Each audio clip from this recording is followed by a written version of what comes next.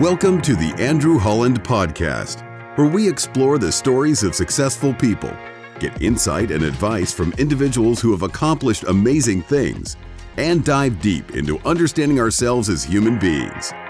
Now, here's your host, Andrew Holland. Don, thank you so much for joining us today, and welcome to the Andrew Holland Podcast. Well, it's a pleasure to be here. Last time I saw you, you had mantas all around you. Yeah, so Don and I met on an excursion, an adventure, and Don has, these things are like a normal part of his everyday life, but we met on a boat in the middle of the ocean, and we just struck up a conversation. And Don, what blew me away in the time we had the opportunity to talk before we jumped into the water with all of the manta rays, which of course was a new thing for me. You were an old pro because you've done it a million times, and things far more scary than that was you are probably, I would say, at the top of the list of individuals I have met in my lifetime that have a breadth of life experiences that range from incredibly exotic, adventurous, crazy, professional. I mean, talking about the top echelon in the insurance world to almost falling out of a plane to get photographs, professional photographs. So our listeners, you guys are in for a treat, as I said in the introduction, and I can't wait to hear all of the stories. You shared a few of them, including trying to ride a killer whale when you were young. I want to get into all of that. But first, let's start with, how did you get to where you are today? All of our listeners want to know, from every entrepreneur that I talk to, what inspired them to be an entrepreneur? What was their background like? What was their childhood like? Did they have parents that were entrepreneur? Did they come out of the womb and they just knew they wanted to be an entrepreneur? Or did they have some role model in their life that guided them to where they ultimately got? So take us back. Where did you grow up? What was your childhood like? What did your parents do for a living? And then let's go through today and talk about all the crazy adventures you've had. Well, I think a lot of those crazy adventures are the fact that I've lived so long. And if you live a long time, you get to do a lot of things. So, well, I grew up in a wonderful community on the beach in Southern California called Palos Verdes Estates. My dad was in aerospace. My mom stayed home most of her time, although she had a career later on in life. But a very normal childhood. But being in aerospace, my dad was with one company for, I think, 37 years. Wow. And that imprinted on me heavily. I kind of wish it hadn't. In fact, I absolutely wish it hadn't, but it did. And so I liked stability. I liked the fact that you could grow in a job over time, become maybe a master of it. And so I kind of modeled my career after that. And I had a 40-year career in insurance. I stayed 28 years with Allstate Insurance and would have stayed forever. But we sold the part of the company that I was in. And when we sold it, I decided, hey, that's my exit line. I could stick around, but I didn't want to. I wanted to move on. And I worked for a billionaire for a couple of years in New York City. And that opened my eyes up because I was running a lot of little businesses and a lot of little businesses. And I saw how things were much different than the old corporate life that I'd been in. And then I got hired by Zurich and was with them the last 11 years of my career. So about 40 years in total, maybe a little longer. And very happy I did that. It made me financially secure. All my corporate dreams came true. I got to be CEO. I got to be chief underwriting officer. I got to be chief marketing officer. I got to run a foundation, become the head of our national professional society, the Chartered Property Casualty Underwriters. I did a lot of things that I wanted to do, got started writing books. And so it was a good prelude to what's now been the best part of my life, which is the retirement years. So to wrap that up, I retired in 2008, moved to Hawaii. My wife and I decided that we were going to abandon all the fears that we have had in our lives and just see what would happen if we did that. And we didn't do it foolishly. We did it with coaching and with practice and with safety safety equipment and safety people around us. And we tried things, and some things we failed at, and who cares when you're retired? and then we tried things that were successful, and we're still doing that. So that kind of brings you up to date. So you covered a lot of ground there, like a lot of ground. And I want to dive deep into your first statement. And your first statement that you said about your dad was that him staying in the aerospace industry for 37 years left a solid footprint on you that had its advantages, but it also had its disadvantages. Tell us more what you mean by that. Well, he was actually in aerospace for 47 years after serving hard duty, coming ashore during Normandy and all that in World War II. But he spent 47. His last 10 years were with Northrop Grumman, and he was in charge of quality assurance for the stealth bomber program. So wow, that impressed me that that there is something about stability. He had one marriage. He was married to my mom for, I don't know, 70 years or something like that. Huge blessing. We lived in one house for 65 years, and on and on. So I like that. I enjoyed that. However, I also learned later on in life that is not the way you're going to really make all your dreams come true. And that's not certainly how you're going to make money. And so as I moved along in my career, I started plotting out what I could do to explore the possibilities and learn to quickly explore them and abandon them if it was not going to be a productive path for me, and focus my efforts now in a new direction and see what I can make of that. And that has been very, very fulfilling. I've done a little bit of investing in other people and helping them to be successful. And as they were successful, I was successful. We've had our own gallery now for the gallery's been going for 15 years. I've been a partner in it for I don't know, something like 10. And so, and then I've written a bunch of books. I've written, I think, 7 or 8 books, and that's been a thrill. And then formed a publishing company because I had figured out in the publishing business who makes the money, and it's not the author, it's the publisher. And so I figured that out, formed my own publishing company 10 years ago, and that's been a wonderful success in my life. So, yeah, imprinted to kind of keep with the status quo. And that served its time and did me a lot of favors for a long, long time. But now I want to see what else is in me. And that's exactly what I'm involved in at my ancient age today.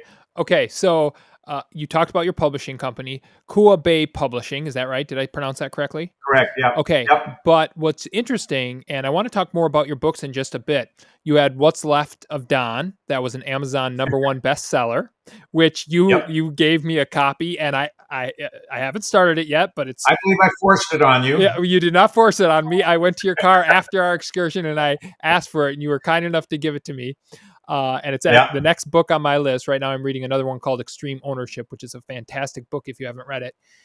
And that publishing company, because you experience that it's not the author that makes all of the money, but it's really your way of giving back, because you not only publish your own books, but you help other first-time authors get their book to market in a more fiscally responsible way. Is that right? I have never charged anyone a penny for my services, not ever, because it's a standing on the shoulders of those before you sort of a thing.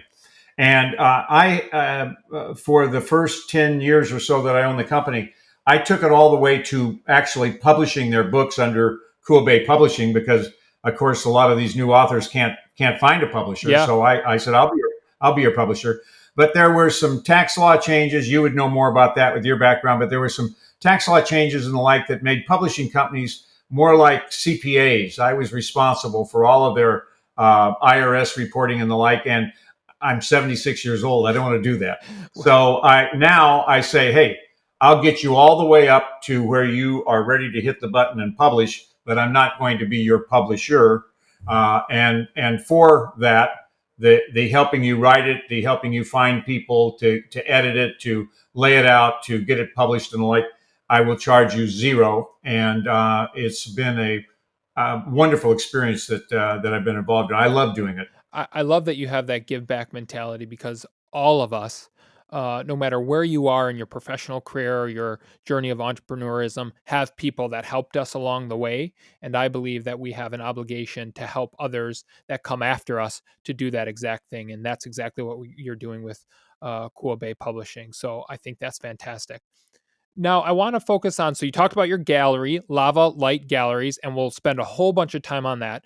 But before we get into some of the most incredible photos I've ever seen in my life, and I'll display them on our screen a little bit later on when we're talking about them. But I want to go back and talk about your time in the corporate world, because I think what you talked about and what is quite inspirational is that a lot of people think that if you spend 30 or 40 years in the corporate world, well, your chance to be an entrepreneur is over.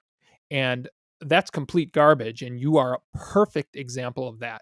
But the corporate world gave you a level of stability, financial stability, obviously a certain level of life stability in terms of a routine.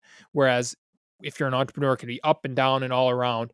Talk to us about being at Allstate for so long, then going through a process where they sell the company that, or the segment of their company that you're in, and then working for a billionaire. Obviously, a lot of people are involved with corporate mergers, uh, and the individual is being sold, and you kind of move into a new culture. You used it as an opportunity to exit, and then you ultimately worked for a billionaire, and then you ultimately became the CEO of Zurich Financial Services. What did you learn through all that? Well, I want to be clear on Zurich. Zurich's a huge company, and I was CEO of one of their companies. Okay. And it was a sizable company, but it was just one of their companies. Even if you're CEO, you've got bosses above you and above you. So, but I love my time there. And one of those guys was Axel Lehmann, who has recently been at Credit Suisse and gone through the turmoil that they've gone through. And Yeah. I will tell you, despite the press on him and the like, he was a PhD. He spoke many languages. He was a wonderful CEO. Had a great career, and happened to end up at kind of the end of his career in the wrong place at the wrong time. And I'm sorry to see him and their shareholders go through what they've gone through. Um, Even at Allstate, I first of all, at Allstate, you learned pretty quickly in those days who was making the money, and who was making the money were the agents. Mm-hmm. They had their own little businesses. Not in the beginning. In the beginning, they were basically employees, but over time, they became entrepreneurs on their own. They could hire people. They could have their own office and all that, and they were making the money, and even more than the executives in a lot of cases. And so I noted that right away. I thought, gee, that's pretty good. And then I got into the independent agency and brokerage business, and I started seeing that these people were making, huge money. And then when they would sell their businesses, in some cases they might make $1 billion. Yeah. And so I noted that. So I came up with an idea, and I took it to the board of directors of Allstate. And I'm trying to think how old I might have been then, 40, maybe something like that. Okay. And I said, hey, I got this idea. We have people who come to our Allstate agents all the time, and let's say they have a car dealership that they own. Allstate doesn't want it. We don't do car dealerships. And so that good customer for our personal lines and the like has to go find somebody else. And they're probably going to say, you know what, I'll do that, but you've got to give me your homeowners and your auto and your life insurance. And we lose that customer. Yeah. So the agent loses his commission. Allstate loses the premium, and we lose a customer. So I said, I've got a better idea. Why don't we form an internal brokerage? I'll run it, and I'll go over to Lloyd's, and I'll get myself tribunalized, and I'll become a Lloyd's broker, and I'll go out to the excess and surplus lines markets around the country and get A+ rated companies. Not going to do any shabby stuff, and we'll be able to place almost anything that an Allstate agent comes across. And so we did that, and it was growing like crazy, and it was going to be quite successful. And I had shared with the board of directors that my plan was, when it gets to a certain size, I didn't think Allstate should own it. I thought that Allstate should say, let's sell it to this guy, me, and I had a partner or two with me. Uh-huh. Let's sell it to these folks. Let them run it outside the company, but Allstate will still maintain an ownership a percentage in it, Mm-hmm. and we'll just be dedicated to Allstate. They bought that idea. We went forward. We had it up in 35, 37 states in no time, something like that. And Hurricane Andrew hit.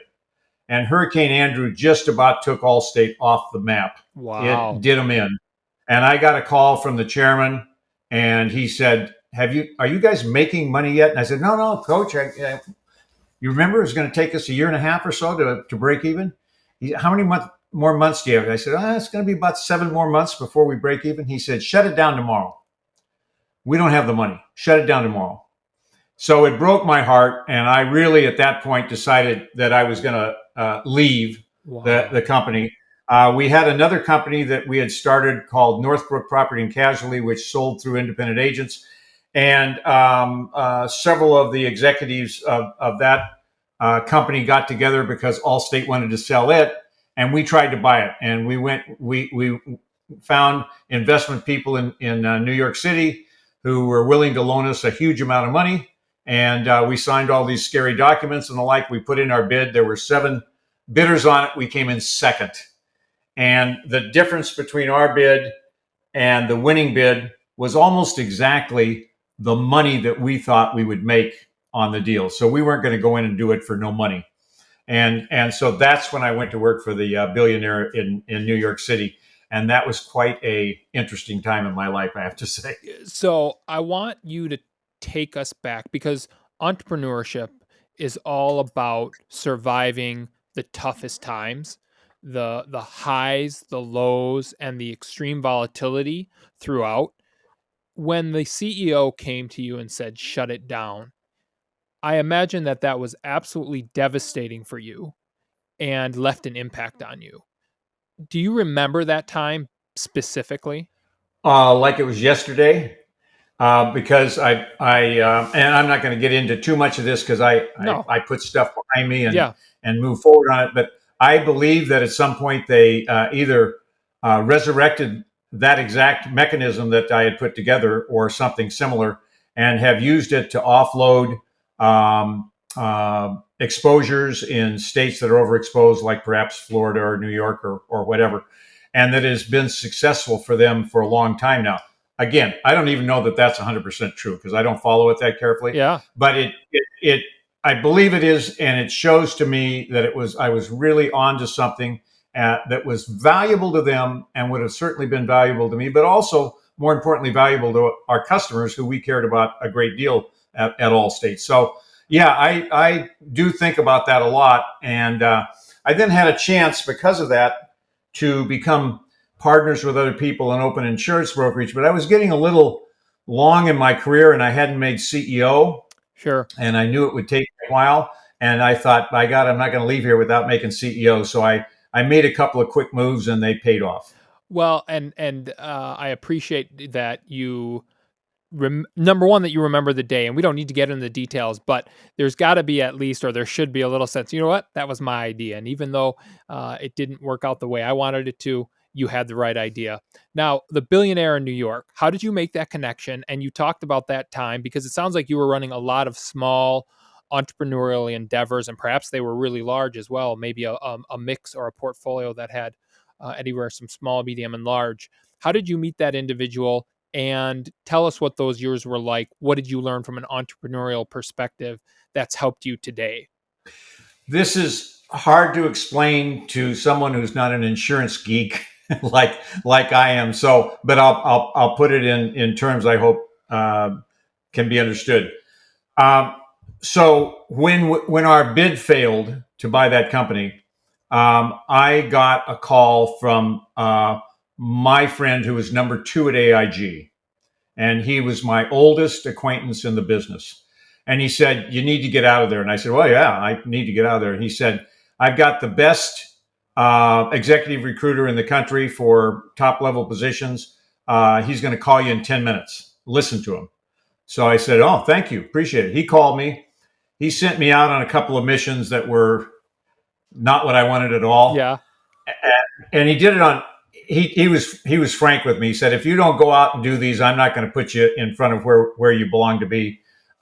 He said, I need your help because I can't find good candidates, and you're a good candidate. I got to put you out in front of these people. So I needed the experience. I hadn't interviewed in 28 years, so I needed the experience anyway. And I went out and, these really weren't the deals for me.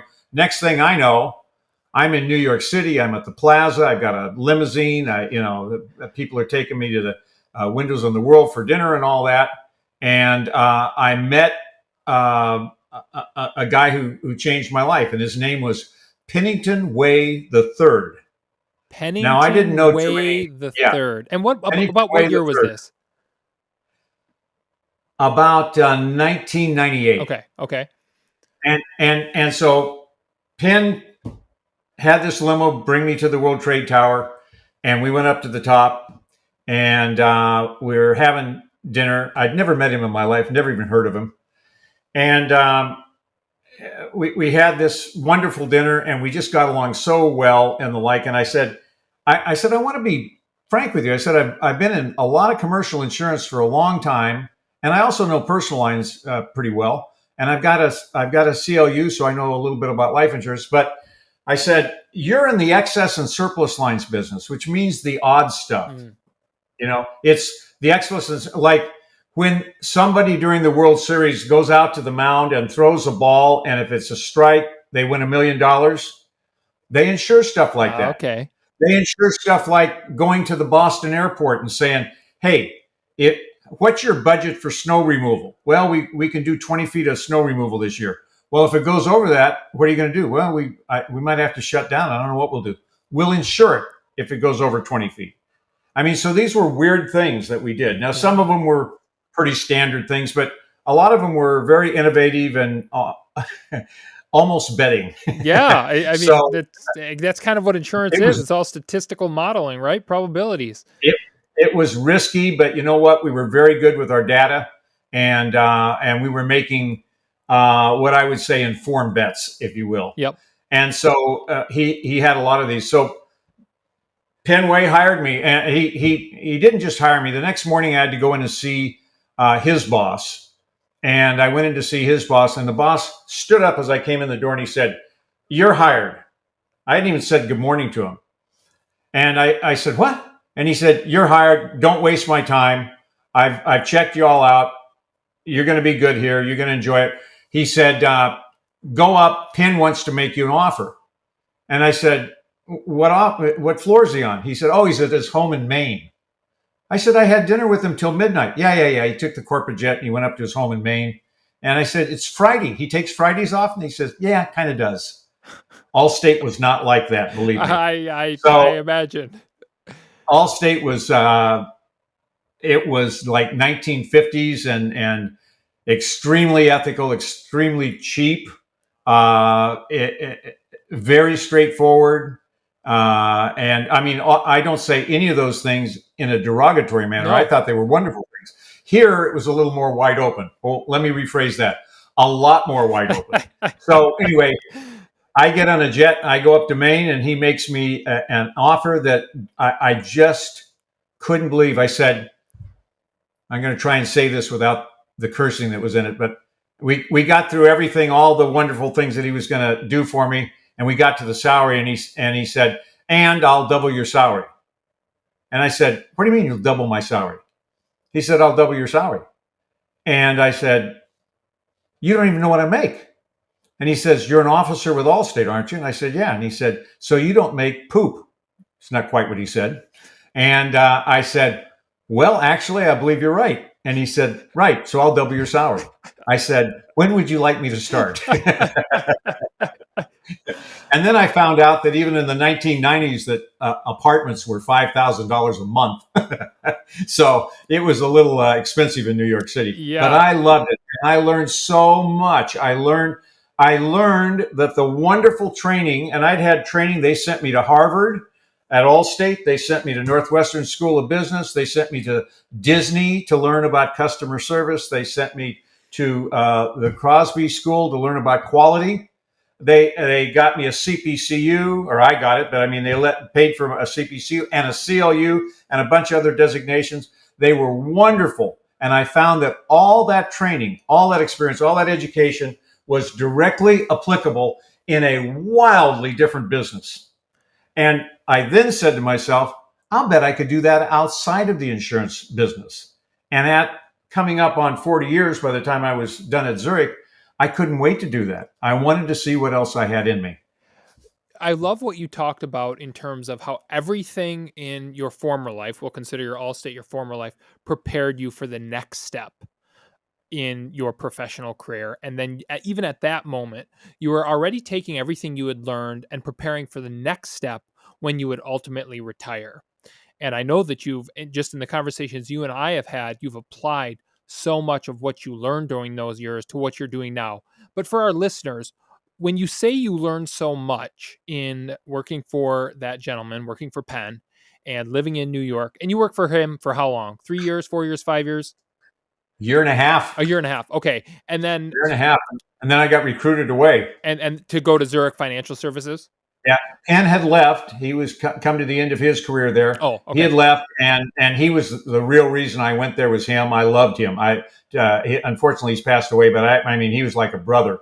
But he was a smart brother, I'll tell you, and a hard worker, and he knew people, and he had guts. And so when he left, I decided, I think it might be time for me to go. And to be truthful about it, I loved in New York City, and we lived at 45 Wall Street. That's where we lived. And before that, I lived about 3 buildings from the World Trade Tower right on the river.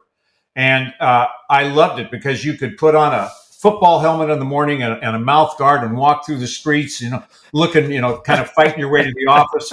And I'm an old athlete. I like that. I like to bang heads, so that was fun for me. My wife is an artist and an interior designer, and she didn't like it as much. And so we have a famous cousin who's like a brother to me. He's my age, and he's a rock and roll producer.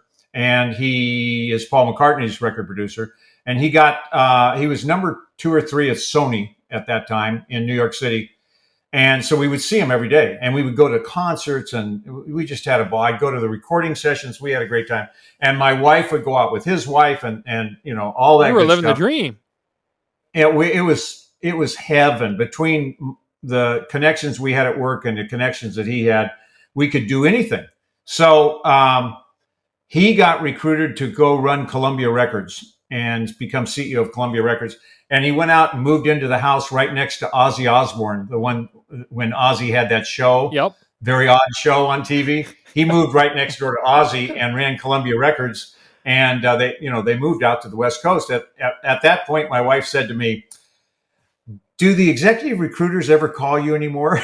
And I said, "Yes." And she said, "Would you listen to him and see what else is available?" And I did. So that's how we ended up leaving. She was ready to leave New York City.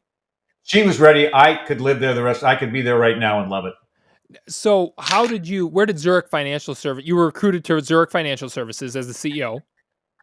Yep. And where? They, not as a CEO. No, I was recruited to be the chief underwriting officer. Okay. They had a company called Maryland Casualty. And Maryland Casualty had not had a wonderful success record. It was a fine company and great people, but it didn't have a great financial success record. And Zurich bought it and was going to fix it, as they do. And they had another company down there called F&D, Fidelity Deposit, had been around 135 years, I think, something like that.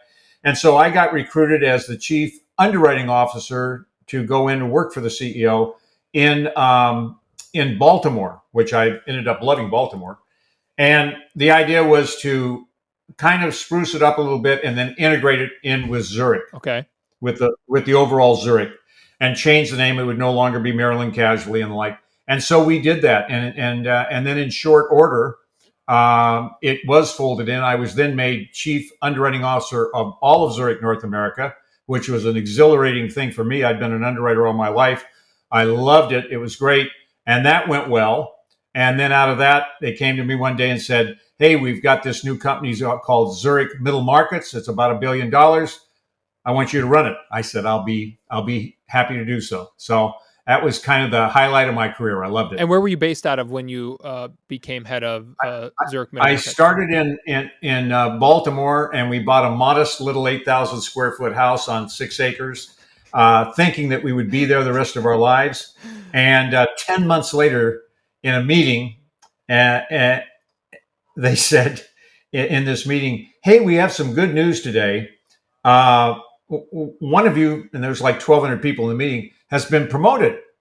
And Don Hurzeler, the guy couldn't even pronounce my name, didn't even get my name anywhere near right, has been promoted to chief underwriting officer for the whole company up in Chicago. And it was not well received because I was the new guy, Yeah. and some of the others were losing their jobs. So it was not well received. And then I'm like, what? No one's talked to me about this. I'd lived in Chicago for a total of 15 years at that point. I love Chicago, but I wasn't anxious to go back again. Yeah. And so I kind of ran up the aisle after him, and he said, yeah, report Monday, sell your house, move up there. And so I said to him, it caught me by such surprise. I did not have good answers and the like to things. So, or questions to ask. So I kind of blurted out, "Do you know I've got a 10-year contract?" And he goes, "You do?" I go, "Yeah." And I said, and why I ever said this, I don't know, because it's the least important thing. I said, "It includes a country club membership." And he said, "Oh, I'll take care of that." So that was the last I talked to him, and I didn't see him for quite a while. We were pretty busy. And then I went in about 2 months later into his office, a guy named Frank Padalano, who was another guy that I loved. Great guy. He'd run the home insurance company. He'd been I think maybe the assistant to the governor of Illinois, which is really a compliment because most of those people go to jail. And I was going to say, it wasn't what was his Blago, was it? He was a smart guy, and he stayed out of trouble. And anyway, so I went into his office and I said, "Frank," I said, "it's been wintertime, so I haven't bothered you about this, but I remember I told you I had a country club membership and spring's coming up, and I'm kind of an avid golfer." And he said, he says, "I am so sorry." He said, I got you your club membership like the first day after you mentioned it. I've got it right here. And he pulled it open, and it was a box, and a very nice looking box. And I opened it up, and there was my card, my membership card. And it was to Costco. And I said, "What's this?" And he says, "Well, you got a club membership, right? This is the club membership for Costco. It's all paid for." And I said, "Well, you have to be kidding me." And he goes, "Yeah, I am." He says, "Join any club you want. We don't care." I was going to say, so he had a good sense of humor. He did have a good sense of humor, but he could be a tough guy, but he had a great sense of humor. So you're told in this major meeting with 1,200 people, you got to sell your modest little 8,000 square foot home that you just bought 10 months ago and move to Chicago. And we put it on the market. And the first day on the market, a Baltimore Oriole, 22 years old, with a $2.7 million a year contract, came in. I had a huge, and I mean huge, baseball card memorabilia collection. Hundreds of signed baseballs, contracts. I had everything. He came into this big house of ours. He went into the room. He saw all this stuff. He spent an hour looking at it. He came out and he said, "What are you asking?" And I had jacked the price way up. And I told him, and he said, "Yeah, okay, that's acceptable." He says, "How soon could you be out?" And I turned to my wife and I said, "Start throwing stuff out on the front lawn. We can be out by noon."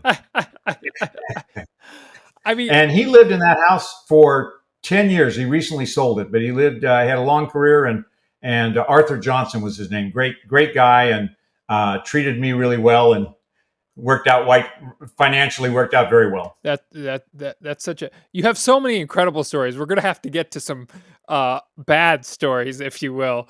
But I know you focus on positive things in life. I was reading some of your blogs, and I think you've got a lot of motivational concepts that I want to talk about. But so you go into Chicago, you're the chief underwriter, and then you are promoted there as the chief executive officer of Zurich Middle Markets in Chicago. Is that right? Correct. Yeah. Okay. And so that is where you end your career in 2008. Correct. Did you get out right before the crash? I got out right before the crash, and I just want to show you what kind of a genius you're dealing with here. I took all of my severance stuff, all of my pension stuff in cash and put it right into the market. This was before the crash. And so I have said this in a book or so, and so I'll say it again. My wife and I were on our first 1 month vacation. 1 month. I had never in 40 years taken over 2 weeks vacation in my entire career. I don't mean in a row. I mean in a year's time. And I was getting 6 weeks vacation, and you don't get the money for it or anything. It's just if you're at a top level, Yeah. it just goes away. But I never took more than 2 weeks. I was a pretty dedicated guy. So now we retire, and I say, let's go to Australia for a month. We go to Australia, and I come down to breakfast one morning, and I'm reading the paper. And my wife comes a little later, and she says, "How you doing?" I said, "Well," I said, "not too good. The market has crashed in the U.S." And she said, "Oh, is it serious?" And I said, "Well, we lost $1 million today." And she said, $1 million? I said, yeah, on paper, we lost $1 million. And then she came down the next day and the next day, and we lost $1 million on each of those days. And so on the fourth day, she says, before I ask, how many millions do we have? And I said, well, we can't take this meeting much longer, I got to tell you. So I did the smartest thing I've ever done. I had a very significant amount of cash left over on purpose.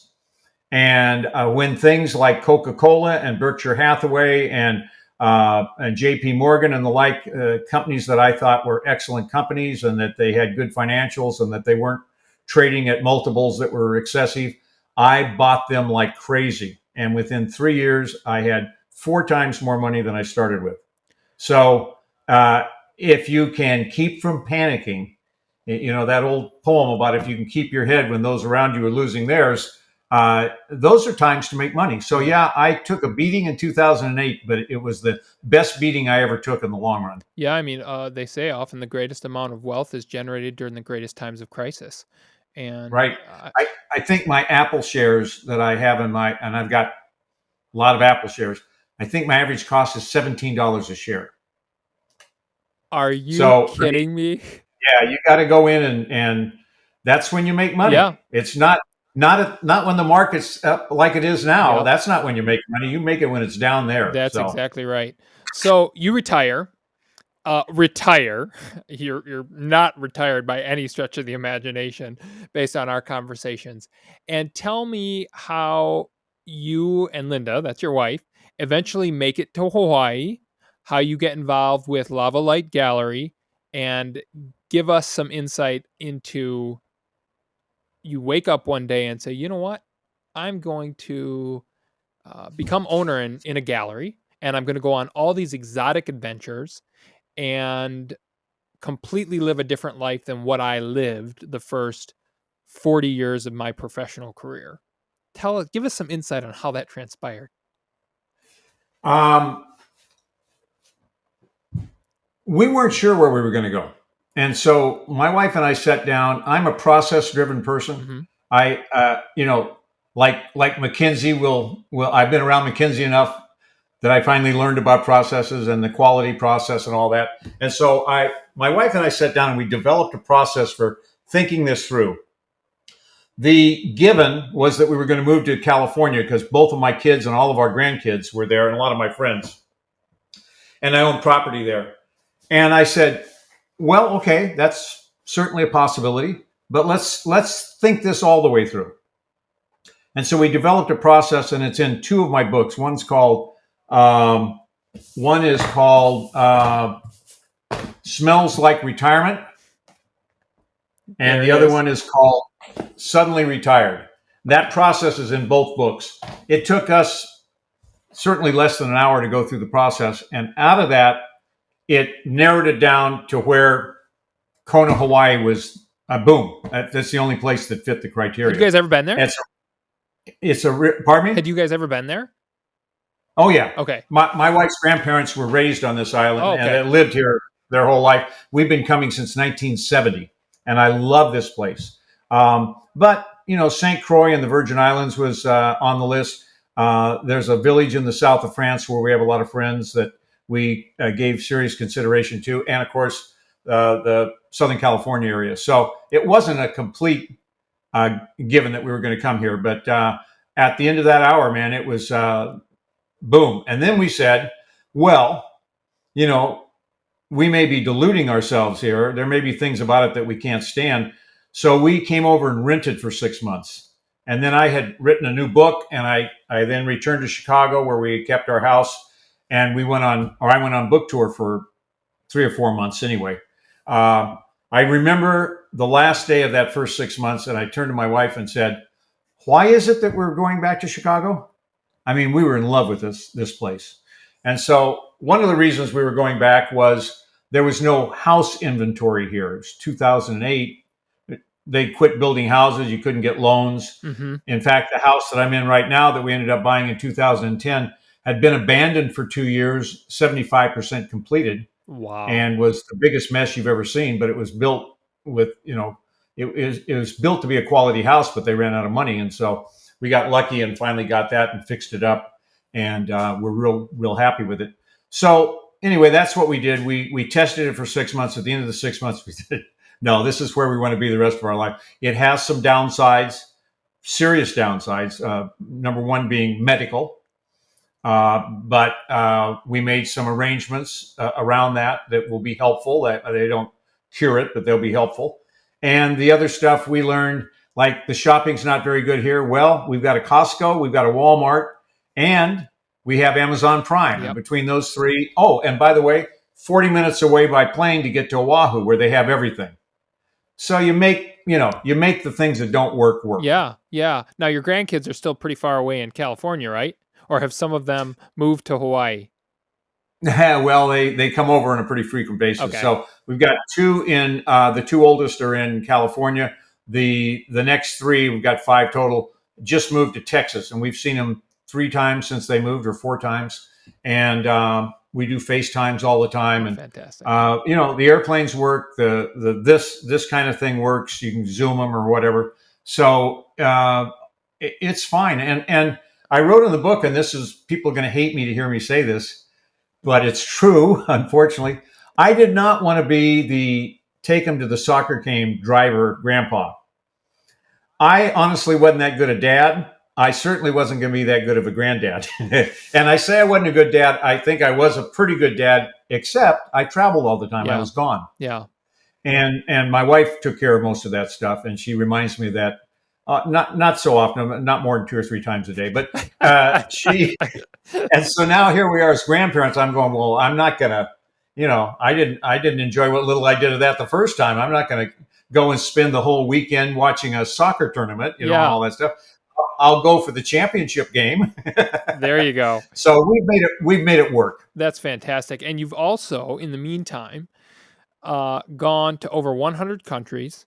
You do some of the most just maniac trips in terms of putting your life on the line.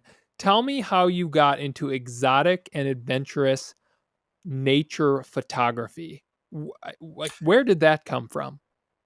Our first day here, I've always been fascinated with lava and volcanoes, and gems and minerals too, as a matter of fact. And so didn't have any knowledge of them, no kind of expertise whatsoever, but just fascinated by them.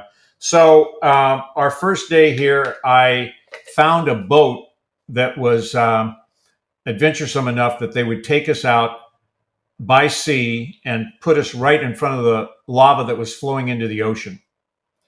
And we went over at 3 a.m.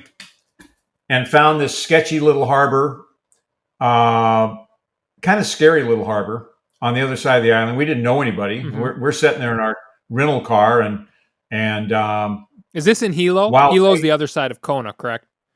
Yeah, it's over in a place called Pohiki, okay, which is in the Puna district, the one that got covered in lava in 2018. Okay, and there was this little, I hate to even call it a boat launch area, and so we get there, and it's a wild place, and we get on the boat, and as soon as we get on the boat, I said to my wife, "Oh my goodness, I can hear the surf pounding, and I just realized I've surfed here.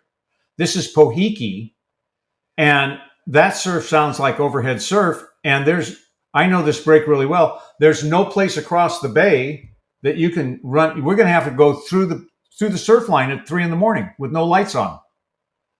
And we did, and it was a bone-rattling, scary ride up the coast, 45 minutes or so, to where the lava was. The 18-year-old kid in front of me prayed out loud the whole way.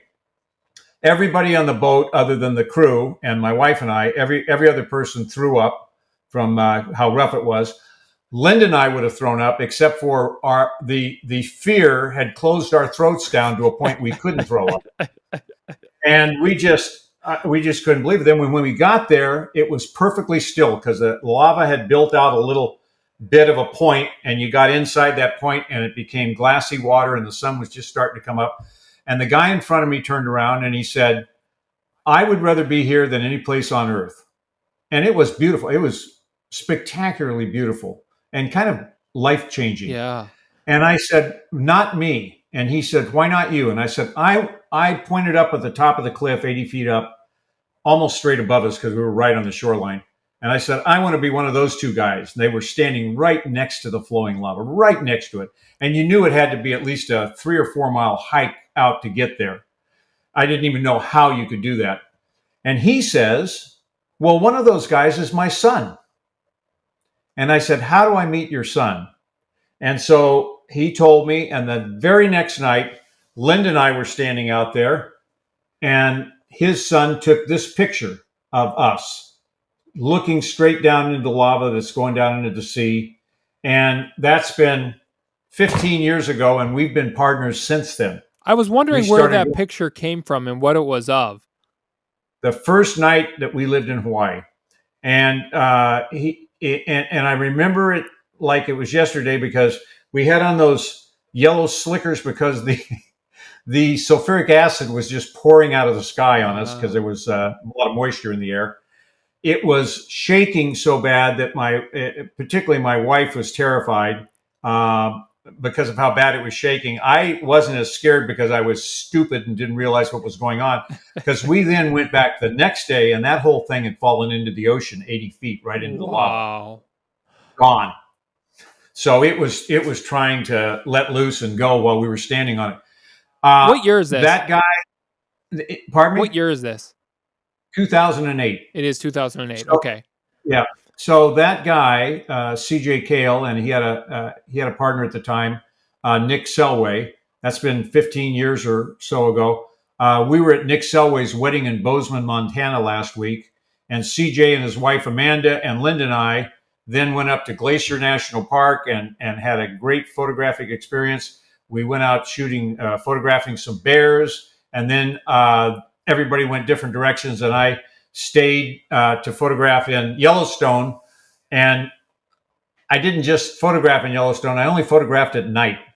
And let me tell you, walking around some of the places that I go in Yellowstone at night by yourself at 76 years old, I kind of asked myself what I was doing. But I did have bear spray with me and a whistle. And you have a death wish, I think. It was pretty stupid, I think. So thankfully, as I'm coming in, CJ calls me and I answer the phone. He says, "Where are you?" I said, I'm in the middle of nowhere and I can hear wolves. I said, what's going on? He says, the Kilauea has started erupting.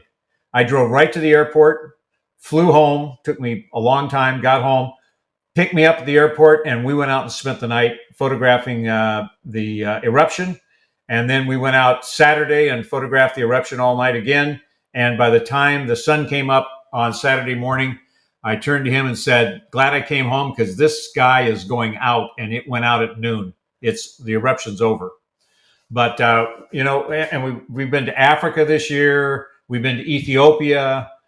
We've been to a little island off of Africa called Mafia Island, of all things. We've packed a little adventure into the life. Yeah, you sure have. And I'll share with our listeners, and for those of you watching on YouTube, the picture we were talking about earlier is the cover of Don's book called What's Left of Don. And it shows you and, is CJ your business partner, or is that Nick? CJ is my partner. Nick moved off to Colorado and to form his own gallery, Okay. and he did that. And now he's doing photographic tours and the like, and he's very busy and happily new married guy. That's fantastic. And so that's how you got into Lava Light Galleries. And then I'll share with Right. some of the photos you had shared when you got back. You and I are communicating via email. One of the incredible lava photos that you took. But I'm also, as I indicated to you, a sucker for animals, and you have an incredible grizzly bear photo that was taken directly from Yellowstone, correct? Yeah, we made a big mistake on that one. We made the kind of mistake you read about in the on Yahoo or in the newspaper, where it says idiot visitors to Yellowstone. Yeah.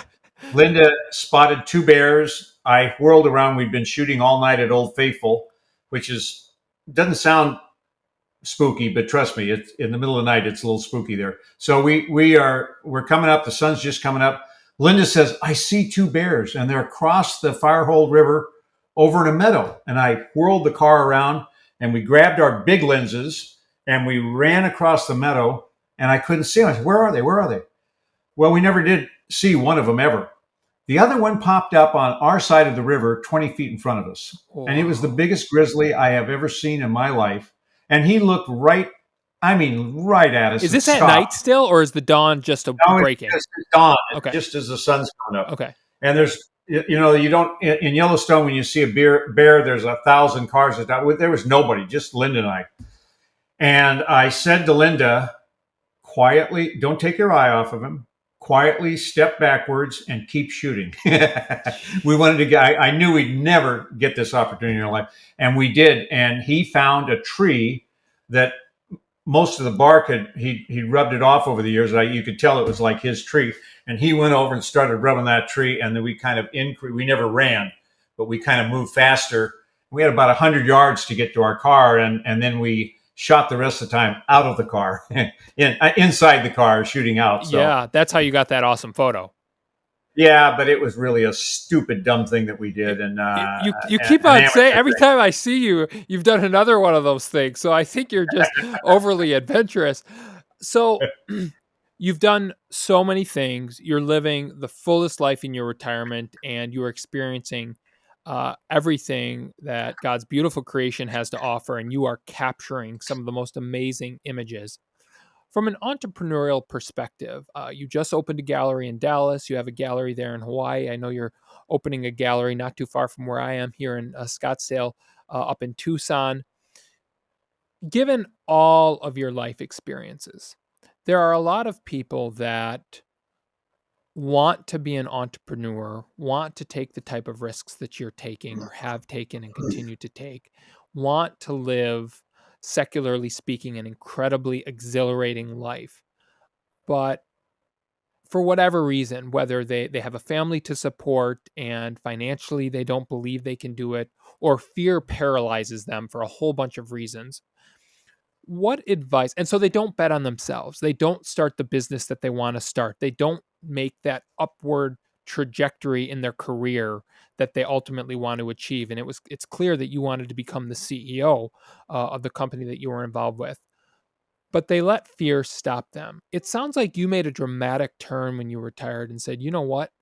I've lived a fantastic life, a very structured and stable life. And in my retirement, I'm going to make a complete switch and experience the other side. What advice would you give to someone who is still paralyzed by that fear or doesn't know how to take that first step forward? There's many aspects of me that you and I have not talked about that are not terribly positive and affirming. One of them is that I was a big time gambler for 35 years. And I always declared it to our boards. I let them track my finances. I ran, in fact, at Allstate, they had me use a service that they paid for so they could track it very carefully, make sure I wasn't getting in trouble. And I wasn't getting in trouble because I was a very good gambler. I only played poker, but high stakes poker. Mm-hmm. And I had some rules for that. I don't drink. I don't smoke. I don't do dope. I leave when I'm ahead.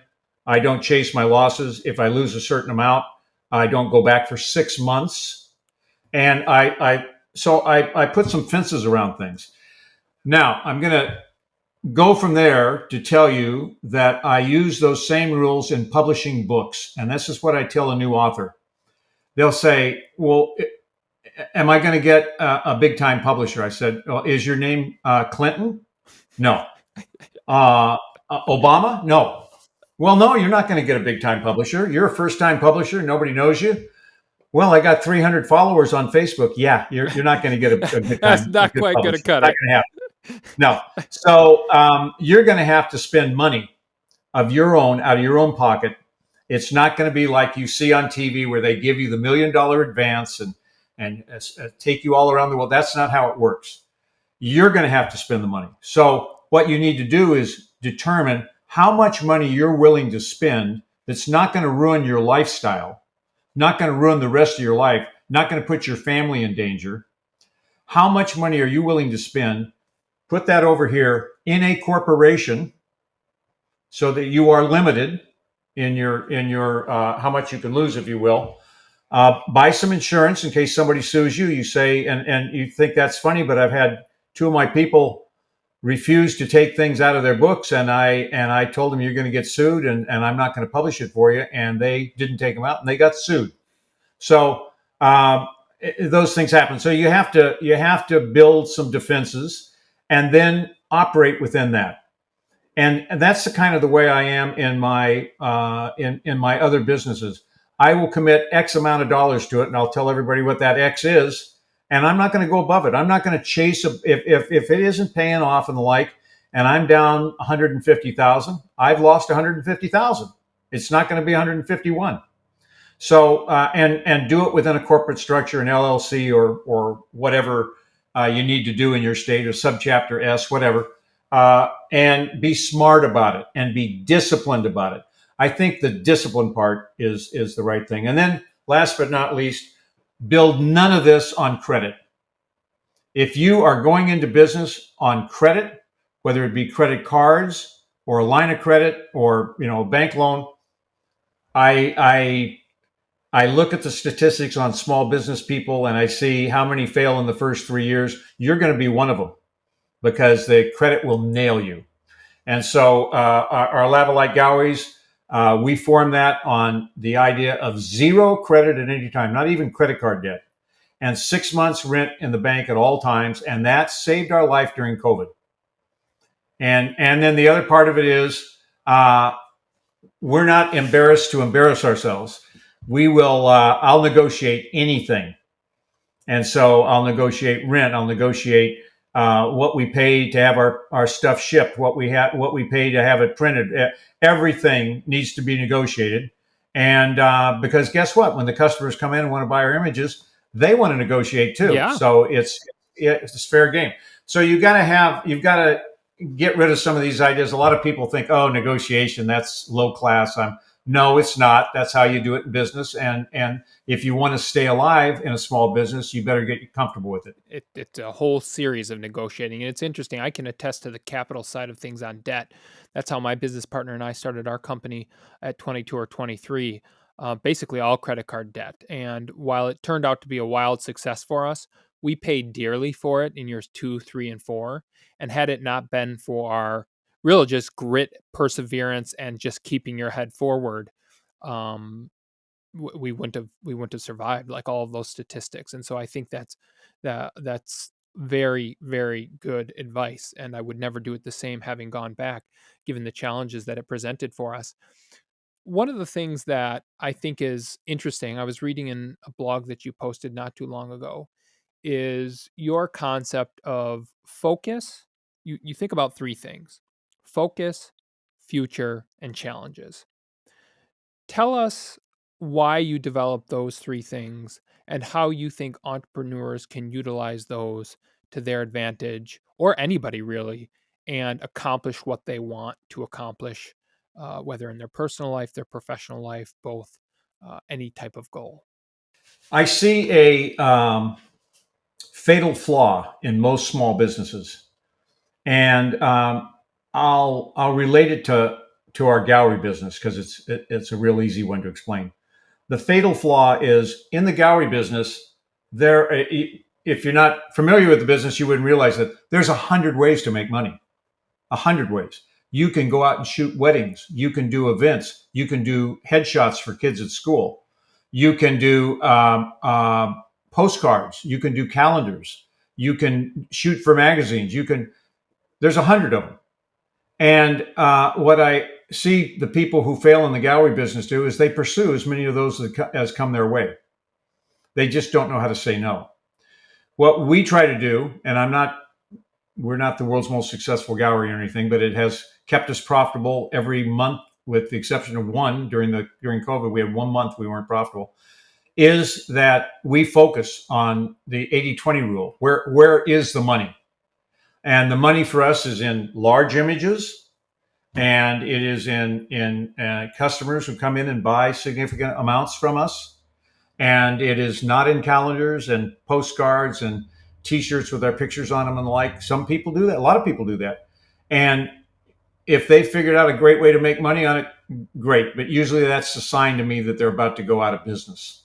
So we focus. We don't let the temptation pull us away. I had a guy offer me $25,000 to do something, and it was outside of our focus area. And I said, no, thank you. I appreciate it. That's a wonderful offer. Give it to someone else, and we're going to focus on what we're doing. So focus to me is really, really important. Living in the present and thinking about the future is very, very important. I'm 76. When you're 76, you have a lot of friends who are old, angry, and bitter. I promise you. I don't. It's a sad thing, but you do. And if you spend your time griping about the government, by the way, I'd be happy to do so, but I'm too busy to do it. Griping about the government, griping about the economy, griping about what your old boss did to you 20 years ago, and how you got done out of some special pension thing or something, 25 years ago, and you spend your life on that, you're not going to have any success going forward.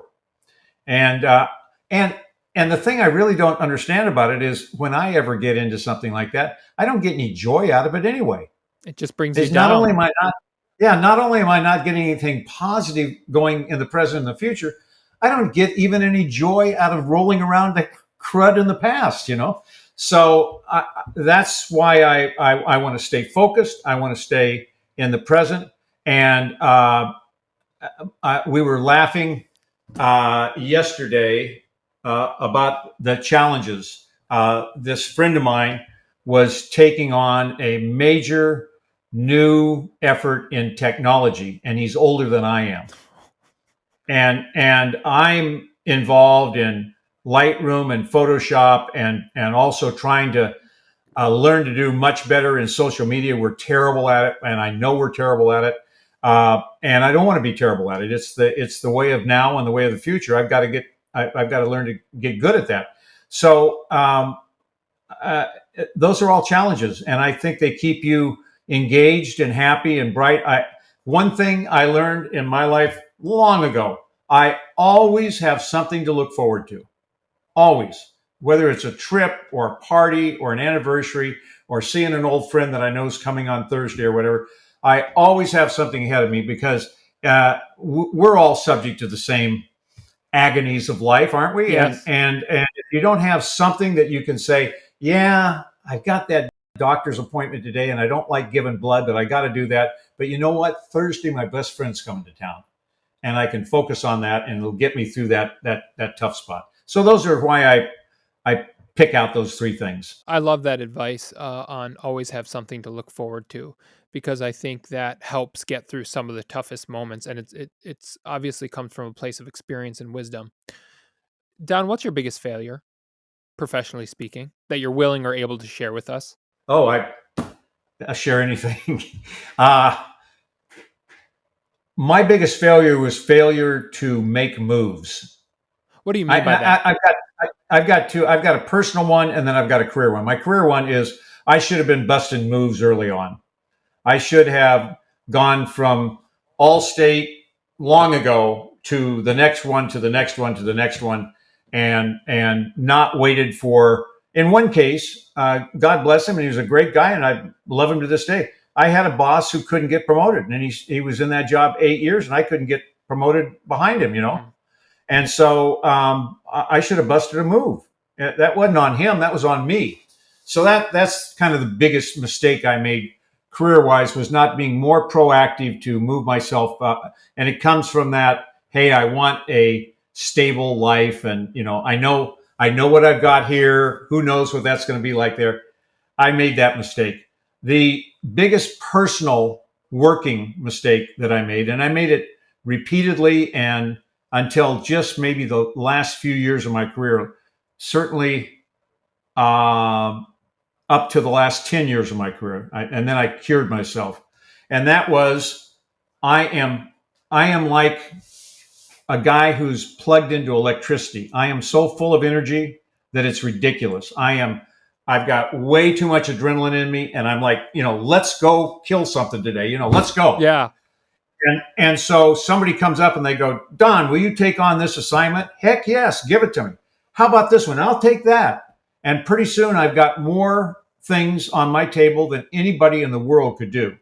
And no one to delegate them to, because I wasn't that high up in the corporation when I was doing this. And so I would deliver perfectly. And sometimes it was worse than this, but I would deliver perfectly on 9 of the 10 of them. Well, guess what?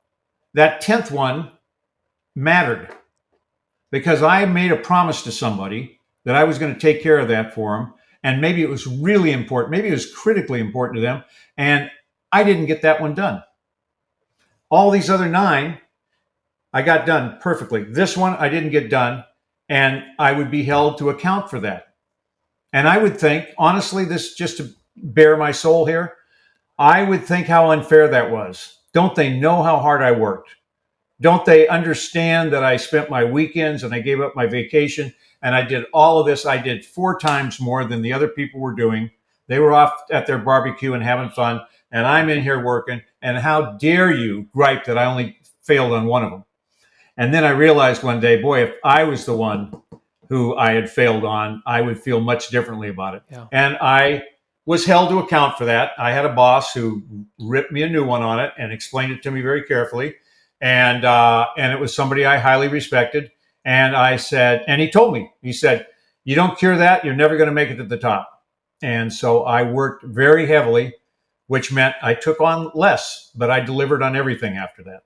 That, what you described, is the shiny object syndrome. And for people, entrepreneurs, that is probably one of the biggest downfalls of so many entrepreneurs, including myself, that I'm constantly working at, is knowing how to say no and focusing. It's in relationship with what you talked about in terms of focusing. You can't be everything to everybody. You can't help everybody. You want to take on all of these things because you believe you can accomplish it, but you eventually become a jack of all trades and a master of none. And that's essentially what you just described. And by making that adjustment, it allowed you, you would say, to become the CEO in the way that you did, correct?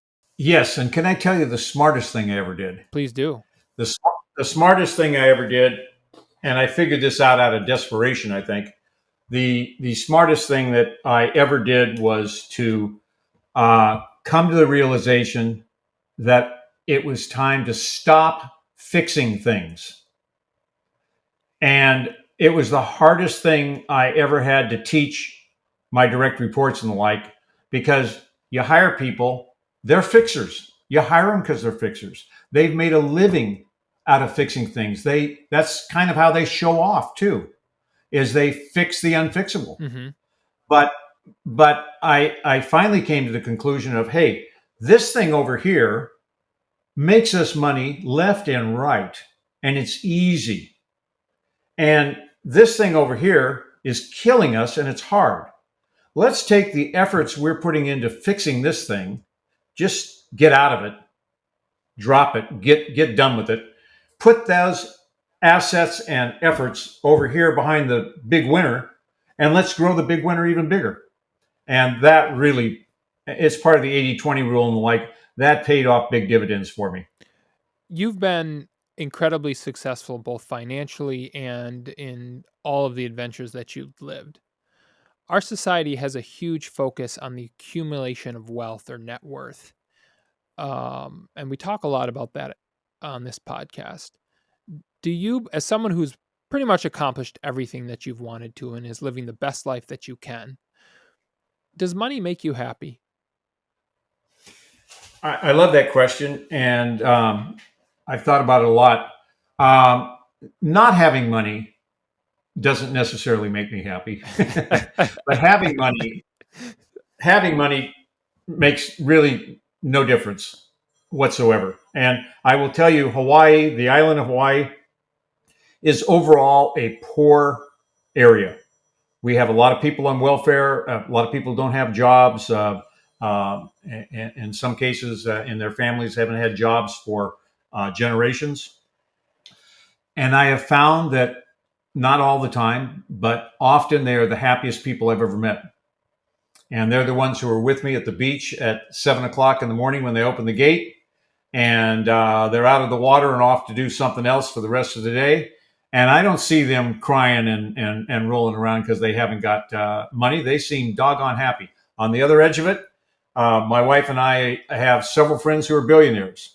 And some of them are beyond happy and living magnificent lives, I have to say, and realize it.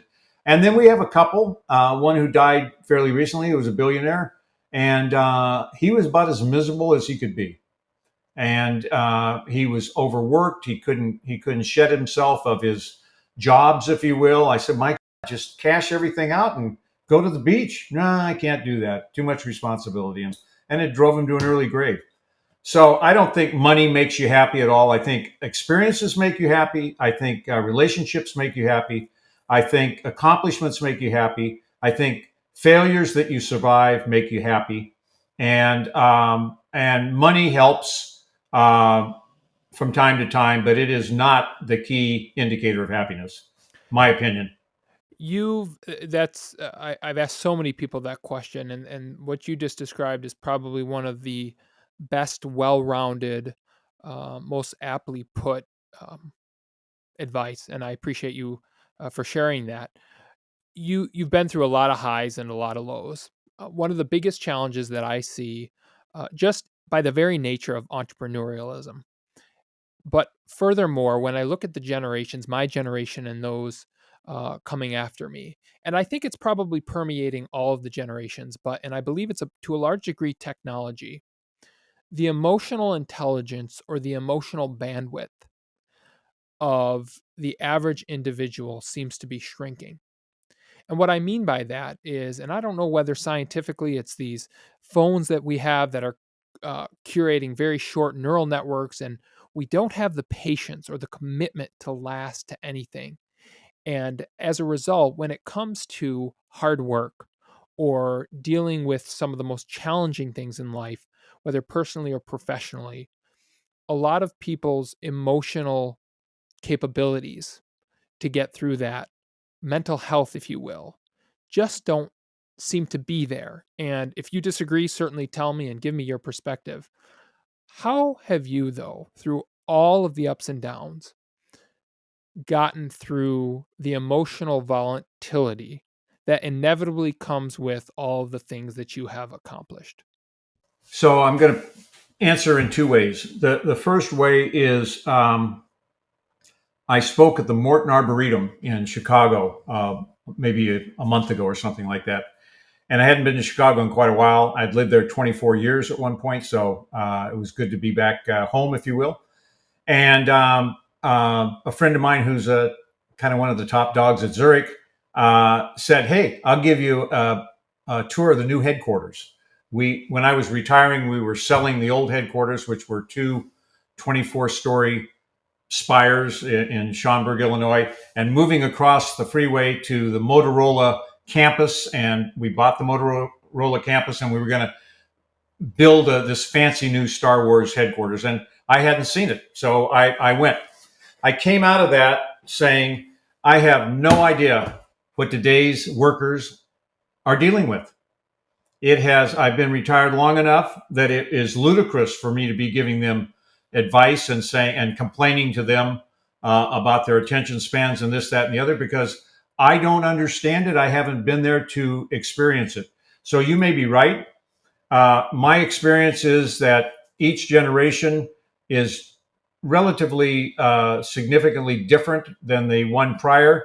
And those of us in the prior one are suspicious of them. And yet I look at my generation and I see how slow we operated, how poorly we embraced change. I remember being at Allstate was in the old days.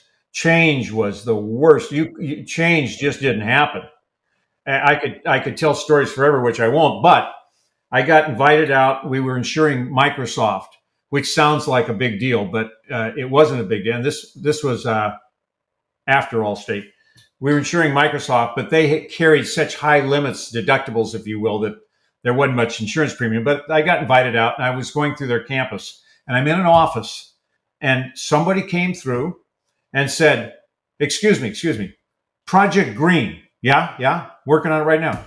Stop, take everything, put it over here. Here's Project Y." And they go, "Okay, great." And he started on Project Y. If you did that at Allstate, the place would go into chaos for a month.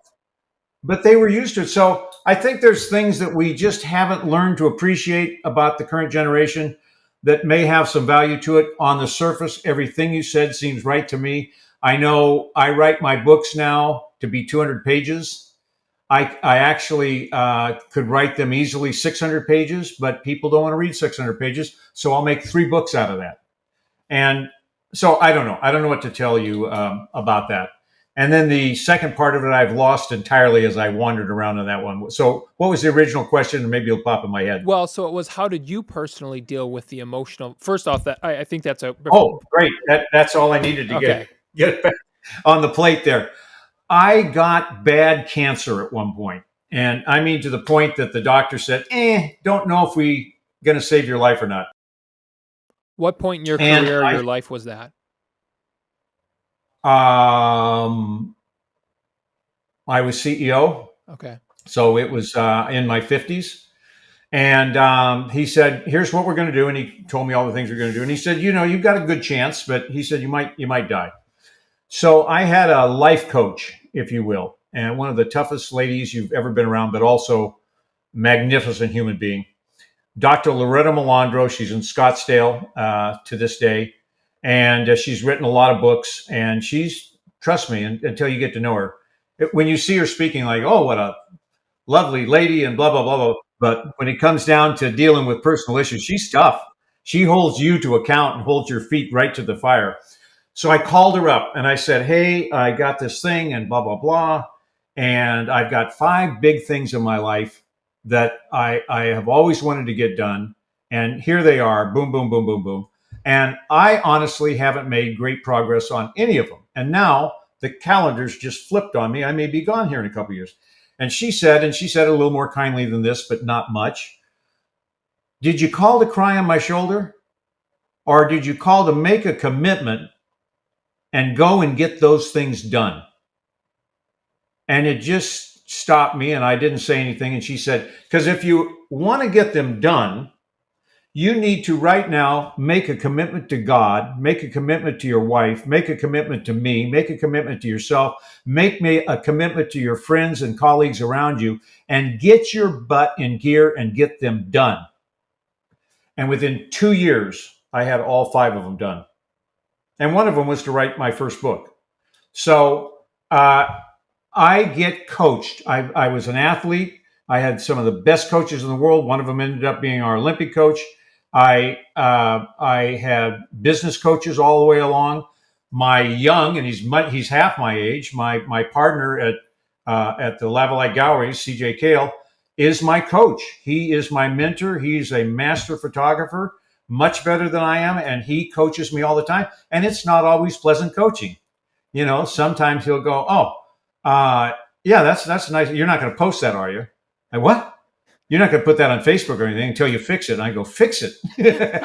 And then he'll tell me how I need to fix it. So I am coachable, and I listen to editors and I listen to feedback, and and sometimes it hurts me. I've had people make me cry, hopefully when I got out of the room, but I do listen and I change based on that. I think that is something that is, I hear from so many people, but the way you just described it and the scenario in which you described it So often we take for granted all the blessings that we've been given. And it takes a real wake up call, like you just described, getting cancer, to realize we say we want to accomplish these things, but until someone holds us to account, it's just all words. And if you really wanted to accomplish those things, as you did, once you had someone help you guide you to say, okay, if you really want to do it, just stop whining and complaining and do it. You got it done. And I think that's what can help people separate yeah, you might say you want to do it, but it's not something that you're really willing to put the grit or the work ethic and do, versus this category of things where you want to do it badly and you're passionate about it and you are willing to make the sacrifices to get it done. And if you've got a great coach or a mentor, they will then hold you accountable. And that means they won't let 2 years go by and say, did you do anything? They'll check with you next month. Tell me the progress you're making on each of those 5 things. And then, knowing me, I'm making good progress on 4 of them. One of them I haven't gotten to. Then, well, tell me about that 5th one. I thought you made a commitment on that. Can we talk about that one in 2 weeks? These others seem to be underway. Let's talk about that one in 2 weeks. And they hold you accountable. And I live my life like that now. I hold people accountable. I don't try to be mean about it. I don't try to make them feel small or whatever. But if they're by God not doing something, I'm going to, as nicely as I can, point it out to them. And I'm not going to give up on it. I feel that I owe it to them, and I don't have a lot of employees now, so Yeah. I don't really have to practice as I'm more preaching this right now.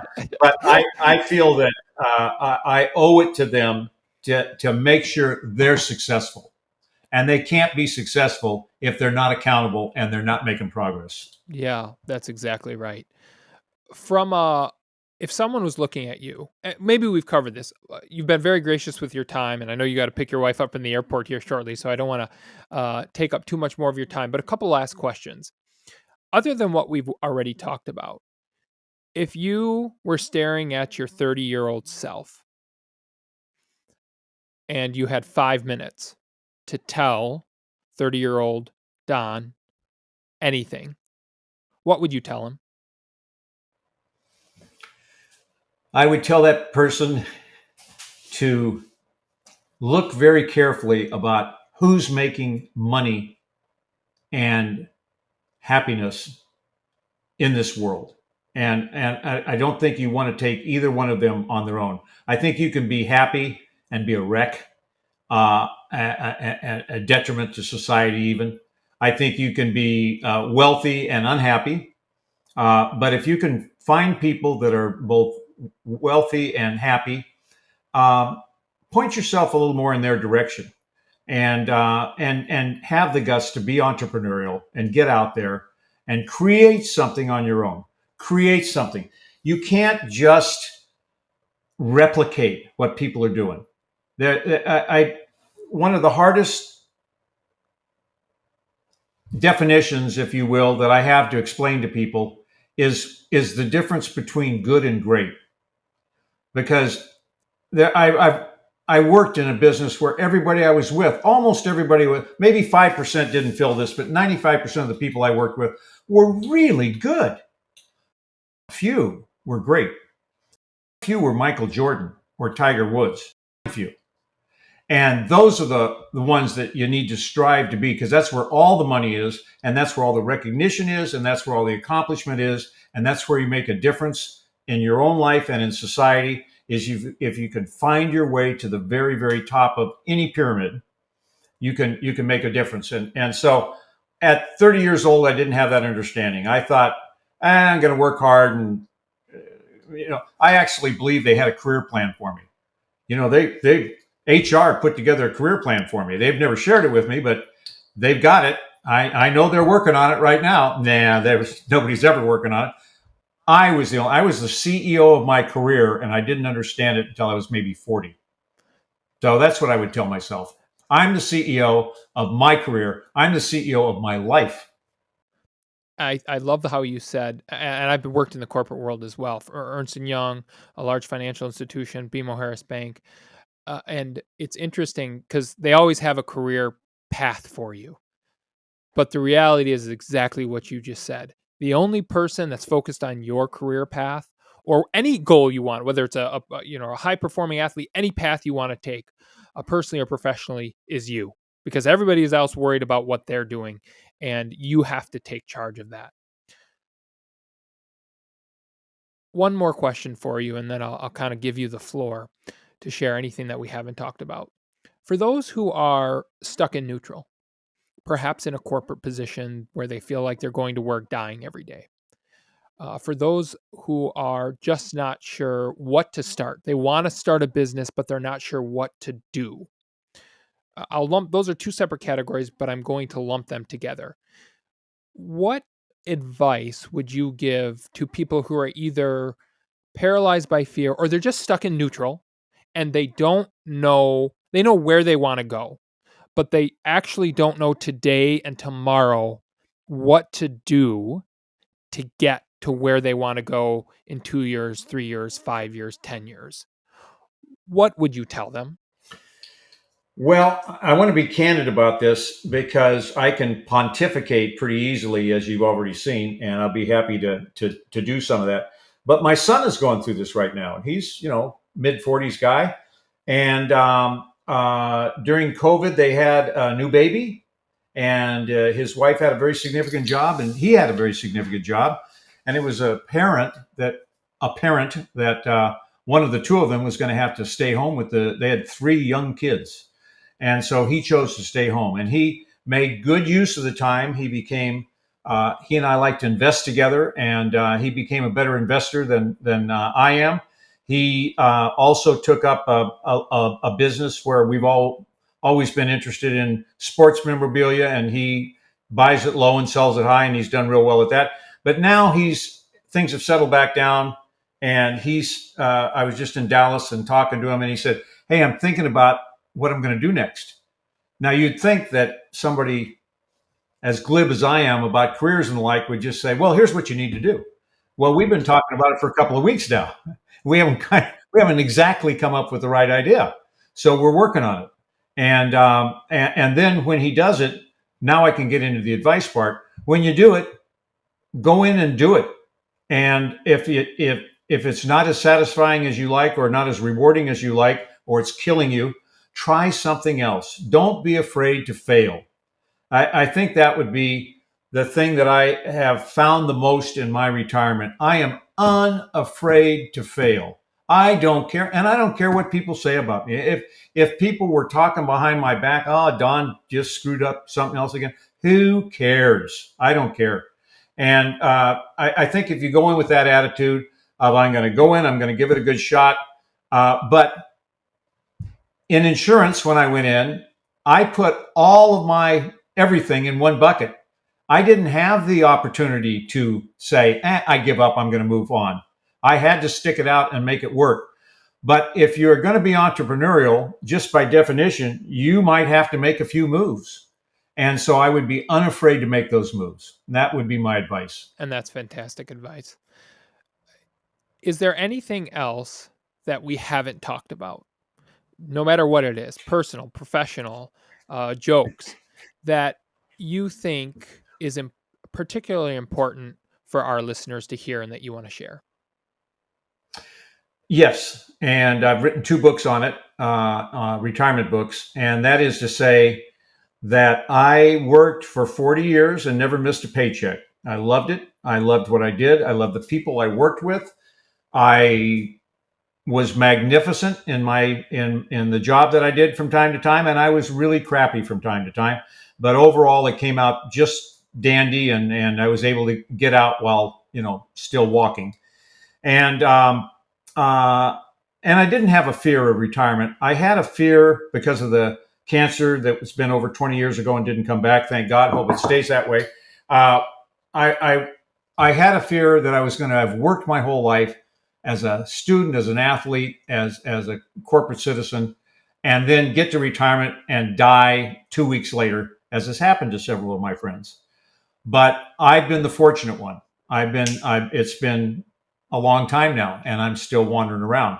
So I would say, don't be fearful of retirement. Retirement is when you can find out what else you've got in you. And in those books, I point out, hey, did you play the violin when you were a kid? And then you got busy, right? And you haven't touched a violin in 40 years. Maybe you could be a good violin player. Why don't you give it another try? How about painting? How about music? How about, on and on and on. Go after these things. I always kind of wanted to be a photographer, but I didn't know what those little dials did or anything. And until I had the time to do it and someone who could teach me, it wasn't going to happen. And when it did finally happen, I went, I like this. And it's been quite rewarding. So I would just say, don't be fearful of retirement, and go into retirement with the idea of lose your fears. I tell people all the time, and I don't say it this nicely, I don't give a poop. They say, well, you're going to go out and swim with sharks? They could eat you. I don't give a poop. I really don't. I've had a great long life. My kids know this. And if you're going to explore and do things, something bad can happen. We've had some bad things happen. And if you survive them, that's great. And if not, hopefully you make the daily news. Well, so I make a good last chapter in a book. Yeah, I love that mantra. Do not let fear dictate your life. Right. Because that's no way to go out. Now, and we all have it. Yes. Oh, it's human. It's human to have fear, and it's good in certain situations, but I think it's very bad in a lot of situations throughout life. Right.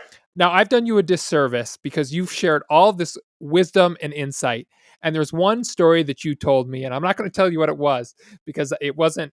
You didn't tell it in the context of which I'm going to ask, but you have done, and I've been saying throughout this podcast, some of the most terrifying things that I've ever talked to anybody of doing, all in the pursuit of enjoyment, adventure, risk-taking, but to get that incredible photo. What is the scariest thing you have done in your retirement? I have a wonderful friend who I trust with my life, and I have trusted with my life, who owns Shark Diver magazine. He owns Shark Diver Excursions, I think it's called. He goes all over the world. He does some of the nuttiest things you've ever seen. Hey, let's get in the water with anacondas. What do you mean get in the water? Well, we'll swim along next to an anaconda and see how that goes. He called me one day. Hey, let's go up and Don, we'll put you in the water next to a polar bear swimming between icebergs, and you'll have a nice dry suit, and it'll be fine. So he calls me this one day and he says, saltwater crocodiles. He said, I figured out a way to get in the water with saltwater crocodiles and survive. And I said, well, tell me more about it. He told me quite a bit about it. And I said, so have you done it? And he said, well, no, I thought you and I go do it. I said, well, you thought wrong. I said, you go do it and show me the film, and then I'll go the second time. Well, he did it, and he survived. And I looked at it, and I said, that looks pretty scary, but I think I could do that. And so I got down there, Banco Chinchero, which is 45 miles out to sea off of the Belize-Mexico border. We went out in a ponga boat, which is scary in itself. We get out there, and there's 150 saltwater crocodiles. They're 10 to 15 feet long. They weigh up to 2,000 pounds. And there's nothing. There's no cage. There's nobody with a machine gun. There's nobody with a spear. It's you and the crocodile, and you're on a snorkel. And so he says to me, hey, Don, you're the oldest. I think there was 6 of us or something like that. He says, you're the oldest. You get in first. And I go, oh, what a prize that is. Wonderful. So he says, make sure you put on about 20 pounds of lead. And I said, 20 pounds of lead? Why would I do that? And he says, well, if you float, you die. If you're on the surface, they're going to take you out. And I said, well, yeah, I'll put 20 pounds of lead on. And as I did, I looked down and my hands were going like this. Nothing really scares me. I'm not too good with heights, but I don't really get scared of things. I get cautious, but I don't get scared. I looked down and my hands were shaking. I said, Eli, I think I'm afraid. And he says, I'm afraid too, buddy. How long ago and was this? I got in with those crocodiles, but you know what? I have a wonderful friend of mine from London who acts as a safety guy for me from time to time, and we go on adventures together. And he's a great, big, strong guy and an actor, and good looking guy.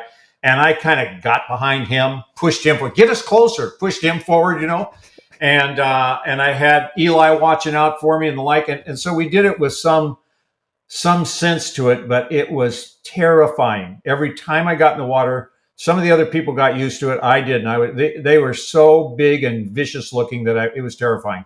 And a Mexican official, because you had to have a permit to get out there, came up to us one day and said, "Gentlemen, I'd like to remind you that we have no injuries out here."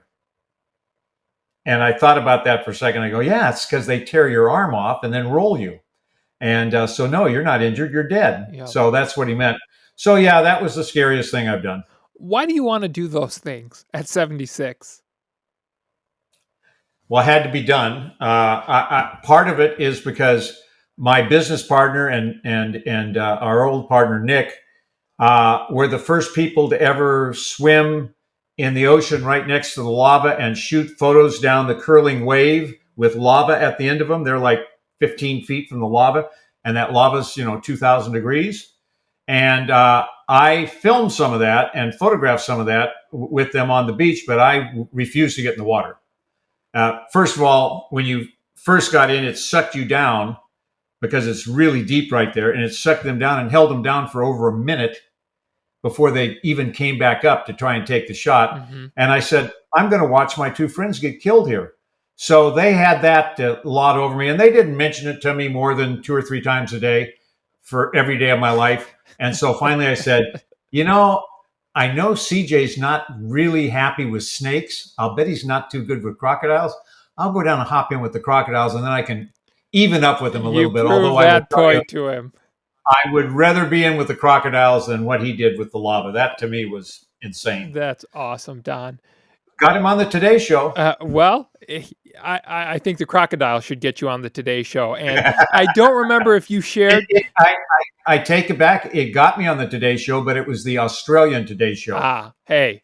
They had us on. Yeah. That's something right there. And I don't know if you've shared those shots with me, but if you haven't, would you mind sharing 1 or 2 of those photos, and I'll put them on the video stream of what you got? Good. Be happy. You'll be horrified. I know I will. Don, thank you so much for your time. I've had more fun than I can possibly have imagined I would have had. You've given a lot of excellent wisdom, advice. Your gallery is incredible. I encourage everybody to check it out. DonHurzeler.com, is that right? Exactly right. Yep. And that's DonHerzeler.com, DonHurzeler.com. HURZELER. Yep, exactly right. And I love to hear from your listeners, and have enjoyed the heck out of this, and so glad we got to meet up on a Maniboat. Likewise, and I want to stay in contact. Thank you so much, Don. Sounds good. Thank you. Have a great day. Thank you for listening to the Andrew Holland Podcast. Never miss an episode by subscribing to and liking our YouTube channel, The Andrew Holland Podcast, and by following and liking the show on your favorite audio platforms. Be sure to connect with us on X, formerly Twitter, A Holland Podcast. That's A Holland Podcast, so you can interact with Andrew, the team, and our guests throughout the week. Thank you again so much for listening. Have a great day, and we'll talk again soon.